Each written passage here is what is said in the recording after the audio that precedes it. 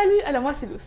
J'espère que vous allez bien et aujourd'hui on se retrouve dans une nouvelle vidéo qui va être une FAQ. Donc une FAQ, vous me posez vos questions, je les ai récupérées à peu près partout sur l'Instagram d'ISPA, mon organisme, sous mes vidéos YouTube, un peu partout et je vais y répondre le mieux possible dans cette vidéo.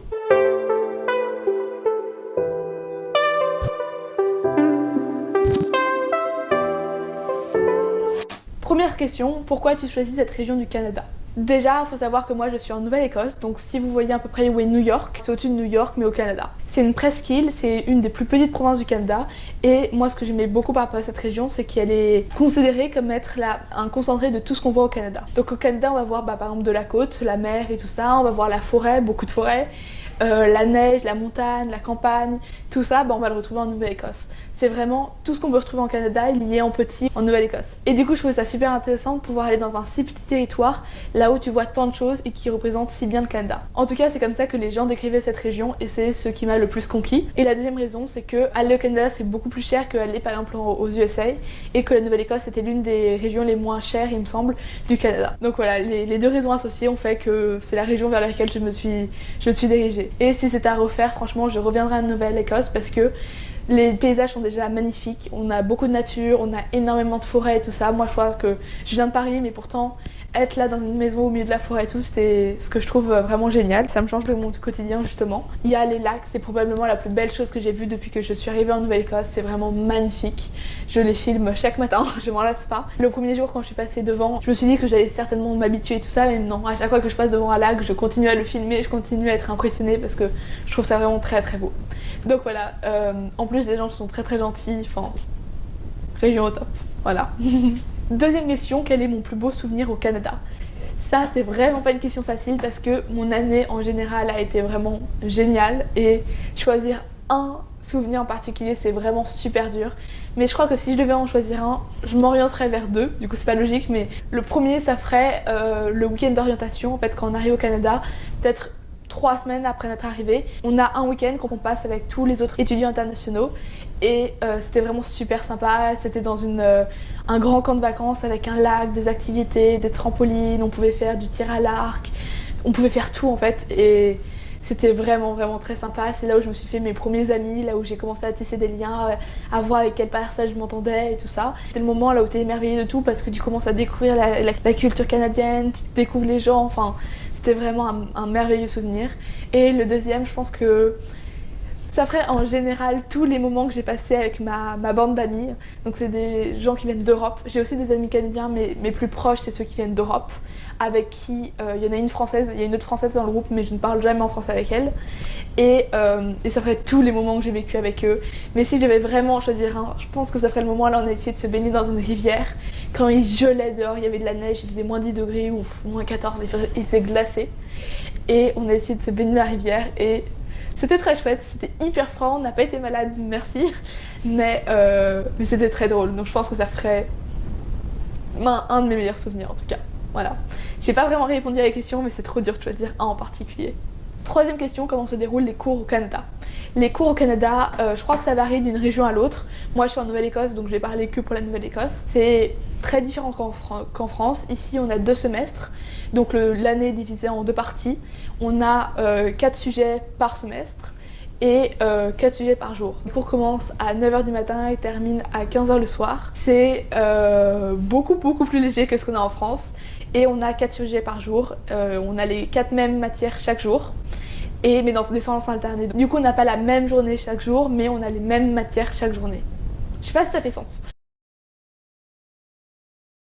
C'est pas très clair, donc je vous montre mon emploi du temps de premier semestre. Donc j'ai 4 matières qui se répètent tous les jours mais dans un ordre différent. Dans le premier semestre c'était maths, drama, anglais, sociaux. Et la journée A correspondait à lundi, B mardi, C mercredi, D jeudi. Et le vendredi c'était une de ces journées qui se répétait dans la semaine.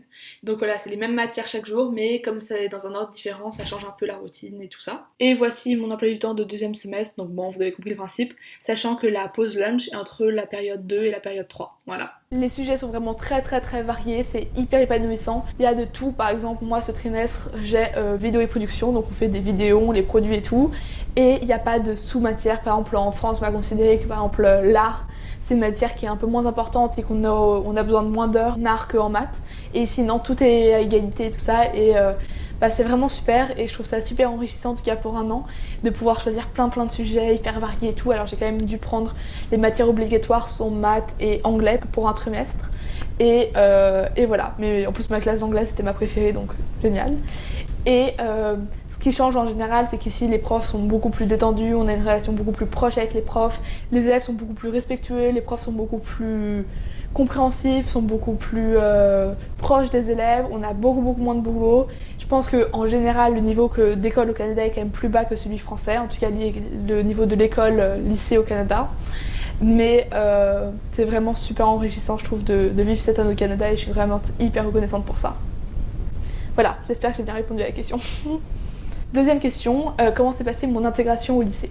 Donc mon intégration au lycée s'est vraiment très bien passée. J'étais évidemment un peu stressée, mais déjà il faut savoir que moi j'ai une sœur d'accueil qui vient d'Allemagne qui est... Bon, elle est en 2 classes en dessous de moi je suis en terminale, elle est en seconde, mais ça faisait quelqu'un qui était quand même un peu avec moi, vous voyez, j'étais pas totalement toute seule. On s'est assez vite rapproché d'autres étudiants internationaux, donc voilà, on mangeait pas seul. Malheureusement j'étais avec aucun de mes amis que je connaissais des étudiants internationaux dans mes classes, mais du coup je me suis fait d'autres amis canadiens et ils sont vraiment... En fait, les Canadiens sont vraiment là pour t'aider, ils sont vraiment... Ouais, c'était vraiment sympa. Et dès mon entrée au lycée, on nous a présenté à des ambassadeurs qui sont des étudiants canadiens qui s'intéressent à la culture internationale et qui du coup est là pour vous aider, qui mangent avec vous une fois par semaine et tout. Et moi, ils étaient dans ma classe, donc j'ai eu de la chance et je me suis liée d'amitié avec ces personnes. Et du coup, j'ai eu mes petits repères, on va dire. Et du coup, voilà, mon intégration, je crois que j'ai vraiment eu aucun problème. Donc vraiment, tout s'est super bien passé. 4e question, 5e question. J'ai déjà perdu le fil, 4e question il me semble. Comment s'est passée ma rentrée dans mon lycée? C'est une question un peu similaire, mais ma rentrée s'est très bien passée. Pareil, j'étais très stressée, il y avait de quoi, c'était la rentrée, mon anglais n'était pas hyper développé. Je vous mets là dans le petit, si vous voulez, mon vlog, parce que j'ai vlogué mon réel jour de rentrée au Canada. Mais ça s'est très bien passé, il y a eu des petits trucs que j'ai eu du mal à comprendre avec l'emploi du temps parce qu'il changeait, il y avait un emploi du temps spécial ce jour-là. Mais ça s'est vraiment super bien passé, surtout qu'il y a notre correspondante locale qui était là pour la journée, qui passait la journée avec nous, qui mangeait avec nous, qui nous aidait. Tout le monde était là pour nous aider, enfin c'était vraiment hyper accueillant, c'était une super ambiance et ça s'est très bien passé. Voilà. Donc ça répond aussi à une autre question que j'ai eue, comment j'ai été accueillie dans mon lycée. J'ai très bien été accueillie. En fait, les gens, je crois, ne se sont pas rendu compte que j'étais une étudiante internationale parce que je parlais pas trop, des trucs comme ça, donc ils n'entendaient pas mon accent. Ou j'ai vraiment super bien été accueillie, on m'a jamais fait sentir de trop, enfin vraiment génial. J'ai vraiment eu aucun problème dans tout ce qui est lycée, intégration et tout ça. Non, j'ai perdu toutes les questions. Voilà. Est-ce que j'ai eu beaucoup de mal les premières semaines? Je m'attendais à avoir beaucoup de mal, je pensais que j'allais un peu douiller, on va dire, d'être loin de ma famille. Je suis quelqu'un qui est extrêmement proche de ma famille, donc je me disais qu'ils allaient énormément me manquer, mais en soi, ils m'ont pas manqué, mais c'était vraiment vivable. Moi, vraiment, les premières semaines se sont super bien passées, j'étais surprise parce que mon niveau d'anglais allait, j'avais réussi à me débrouiller, à tout de suite comprendre ce qu'on me disait. Donc ça s'est vraiment très bien passé. Faut peut-être que je développe un peu plus parce que si je dis juste c'était génial, ça vous apporte pas beaucoup d'infos. Mais donc non, j'ai pas eu de mal aux premières semaines. Ma famille était vraiment là pour que je me sente bien. Je me suis tout de suite bien entendue avec ma sœur d'accueil. Enfin, j'ai été vraiment très chanceuse, je pense, cette année. Je n'ai eu aucun mal dans les premières semaines. 6e question, qu'est-ce que je fais comme sport? C'est une question assez embarrassante parce qu'au lycée, en tout cas, je ne fais aucun sport. Les lycées nord-américains, canadiens sont connus pour avoir beaucoup d'équipes de sport et tout ça, et c'est vrai. Les équipes de sport que j'ai au lycée, c'est des équipes qui font des compétitions. Donc pour rentrer dans ces équipes, tu dois avoir un certain niveau et tu dois passer un recrutement. Et je n'aurais absolument pas eu le niveau pour passer ces tests, je me ferais faire caler. Et en plus, il n'y avait aucun sport qui me convenait, qui m'intéressait vraiment. Il y avait donc soccer, donc, qui est l'équivalent du football. Il y avait du hockey, bien sûr, le sport du Canada. Il y avait... beaucoup de choses avec des ballons, il y avait de la course, plein de choses comme ça, mais je n'aurais de toute façon pas eu le niveau pour y entrer, donc j'ai assisté à quelques matchs et tout ça et c'était très sympa, mais je ne suis entrée dans aucune de ces équipes. Mais en delà du lycée, je me suis inscrite à la salle de sport et je vais courir, et à la piscine, voilà, c'est ce que je fais. Et je pense que ça se tournait plutôt vers le lycée, la question. 7e, 8e, j'ai plus aucune idée des questions. Une autre question qui me demande quel programme j'ai suivi et si on m'a remis une attestation ou un diplôme. J'ai suivi le programme J1 d'ISPA et oui, on va me remettre un diplôme parce que je suis dans le grade 12. donc ce qui correspond à la terminale en France, donc à la fin de l'année, là je vais passer mon bac. Pareil, le système du bac canadien est pas du tout sous la même forme que le bac français, mais j'aurai mon bac à la fin de l'année. Et voilà, malgré le coronavirus, ça change rien, donc j'aurai un diplôme à la fin de l'année. Question numéro 8, on va dire, qui me demande mon organisme canadien et si je finis mon année ou si je suis rentrée. Donc je n'ai pas d'organisme canadien, je viens d'ISPA, donc ISPA en France, qui collabore, on va dire, avec un organisme canadien qui s'appelle NSSP, donc NSISP, il me semble, qui sont là pour nous encadrer, ils communiquent avec ISPA, ils échangent énormément, oui, ils travaillent ensemble, on va dire, mais il me semble que ceux qui nous encadrent le plus au Canada, ceux avec qui je suis en contact, c'est ceux qui viennent d'NSSP. Petite pause sur ce bel arrimage, je vous laisse apprécier. Ceux avec qui je suis en contact physique, parce que bien sûr je suis toujours en contact par mail et tout ça avec ISPA, mais ceux que je vois physiquement au Canada, c'est ceux qui viennent des SSP, voilà. Mais ils parlent avec ISPA, donc c'est un peu une grande même famille, même si c'est pas vraiment, je sais pas comment expliquer. Voilà. Et la deuxième question, donc est-ce que je vais rentrer en France par rapport, je suppose, au coronavirus? Non, j'ai décidé en tout cas pour le moment de rester au Canada, même si je vais plus à l'école depuis un petit moment déjà à cause du coronavirus, et que c'est pas sûr que j'y retourne malheureusement à la fin de l'année. Je compte pas rentrer en France parce que l'aventure au Canada que je vis ici est quand même géniale, même si je reste à la maison, je parle quand même avec ma soeur d'accueil, je parle quand même en anglais, je communique, j'apprends sur la culture tous les jours, et ça reste que je suis au Canada, je vois quand même des paysages canadiens, je parle avec des Canadiens, je pratique mon anglais, et c'était la chose principale que je voulais faire en venant ici, donc voilà. Donc même si c'est pas exactement ce à quoi je m'attendais, ça a surpris tout le monde et puis je suis quand même bien contente d'être au Canada, même si je suis coincée à cause du coronavirus. Tant que le gouvernement français ou canadien ne me demanderont pas de rentrer en France, je ne le ferai pas avant juin, la date de départ. Question numéro 9 qui demande la chose française qui me manque le plus.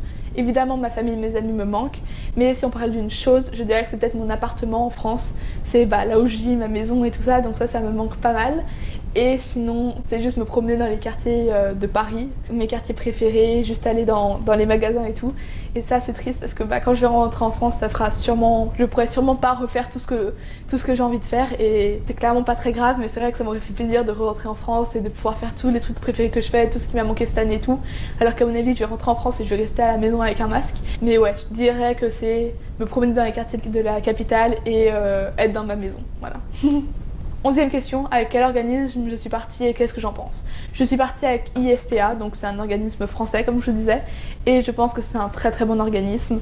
Ils sont vraiment là pour nous, ils nous encadrent énormément sur place comme là-bas. Je sais pas si vous m'entendez, il y a un tracteur qui passe, on attend 2 minutes.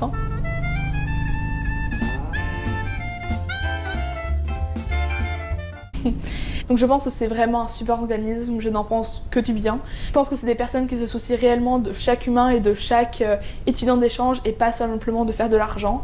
Ils sont vraiment là pour nous si on a la moindre question. Sur leur compte Instagram, ils utilisent l'hashtag ISPAFamily, mais c'est vraiment ça. En fait, on sent vraiment que ils sont là pour nous, j'ai l'impression d'être super proche d'eux et c'est vraiment un super organisme. En plus au Canada, on est super bien entouré. Comme je vous disais, on a notre correspondante locale qui vient chaque semaine manger avec nous. On a des contacts réguliers avec elle, même pendant le confinement, on doit l'appeler une fois par semaine. On est vraiment très très bien entouré. Je pense que pour ça, ISPA est vraiment un super organisme. Et dernière question, mais pas la moindre, que penses-tu de ton année au Canada en général ? Je pense que cette année était certainement l'une des meilleures décisions que je vais prendre de ma vie, que j'aurais prises de ma vie. Je pense que c'était une merveilleuse idée, je suis énormément reconnaissante de mes parents, de ma famille, de m'avoir permis de partir. C'est vraiment génial, j'ai vécu que des choses positives ici. Je les ai découvertes sur moi, sur les autres, sur plein de choses. En plus j'ai pu donc améliorer mon niveau d'anglais qui était ma principale motivation pour partir.